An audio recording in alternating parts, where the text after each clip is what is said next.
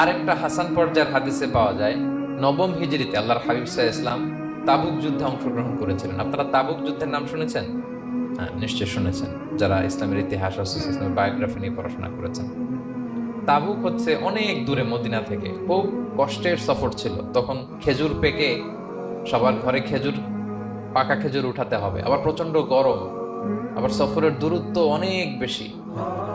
এই সফরে মূলত কোনো যুদ্ধ সংগঠিত হয়, তাবুক যুদ্ধে কোনো যুদ্ধ হয়নি। কয়েক সপ্তাহ লাগছে যেতে, কয়েক সপ্তাহ ফিরতে, এতটুকুই। জাস্ট কে পাক্কা ইমানদার আর কারা মুনাফেক, হিপোক্রিট, এটাকে ক্লিয়ার করার জন্য আল্লাহ তাআলা এই যুদ্ধের আহ্বান জানিয়েছেন যে যাও, অ্যাটাক করো, তাবুকে যাও। বিশাল বাহিনী, প্রায় বিশাল একটা বাহিনী যে তাবুকে চলে গেল। রাসূল সাল্লাল্লাহু আলাইহি ওয়াসাল্লাম যখন তাবুক যুদ্ধে ছিলেন, এই অভিযানে ছিলেন, তখন মদিনায় এক সাহাবী ইন্তেকাল করেন, নাম হচ্ছে মুআবিয়া ইবনে মুআবিয়া আল মুজহানি। তো উনি ইন্তেকাল যখন করলেন, রাসূল সাল্লাল্লাহু আলাইহি ওয়াসাল্লাম তো এত দূর থেকে এটা জানতেন না। জিবরাইল আলাইহিস সালাম এসে বললেন, ইয়া রাসূলুল্লাহ, মদিনাতে আপনার সাহাবী মুআবিয়া ইন্তেকাল করেছে। মুআবিয়া ইবনে আবি সুফিয়ান একজন সাহাবী আছে, উনি নয়, মুআবিয়া ইবনে মুআবিয়া আল মুজহানি। তখন বললেন, ইয়া রাসূলুল্লাহ, আপনি এই ৩০,০০০ সাহাবী নিয়ে এখানেই মরুভূমির মধ্যেই তার গায়েবানা জানাজা পড়েন, আমরাও আছি আপনার সাথে, আমরাও শরীক হব। তো রাসূল সাল্লাল্লাহু আলাইহি ওয়াসাল্লাম এত দূরে তাবুক থেকেই মুআবিয়া ইবনে মুআবিয়া আল মুজহানি রাদিয়াল্লাহু তাআলা আনহুর গায়েবানা জানাজায় শরীক হলেন। এই গায়েবানা জানাজায় সাহাবাদের সাথে ফেরেশতারাও শরীক হয়েছিলেন, দুই কাতারে, পেছনে দুই কাতার, প্রতি কাতারে ৭০,০০০ ফেরেশতা।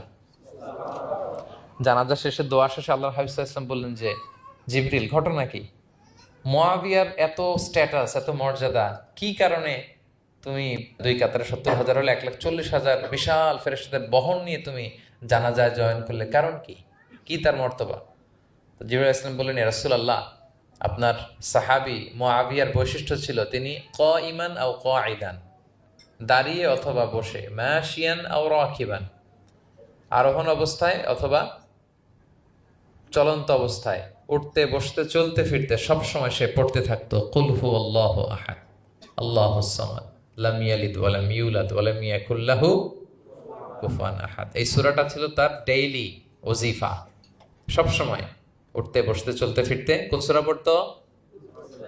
সূরা ইখলাস পড়তো। এজন্য আল্লাহ তাআলার আদেশে আমরা ১,৪০,০০০ ফেরেশতা নিয়ে তার জানাজায় শরীক হয়েছি। সুবহানাল্লাহি ওয়া বিহামদিহি। তাহলে বুঝতে পারতেছেন এই সূরার মর্তবা কতটা পছন্দনীয় সূরা আল্লাহর কাছে। যদিও ছোট, আয়াত কয়টা? কিন্তু আল্লাহর কাছে এটার ফজিলত অনেক বেশি। প্রিয় ভাইরা,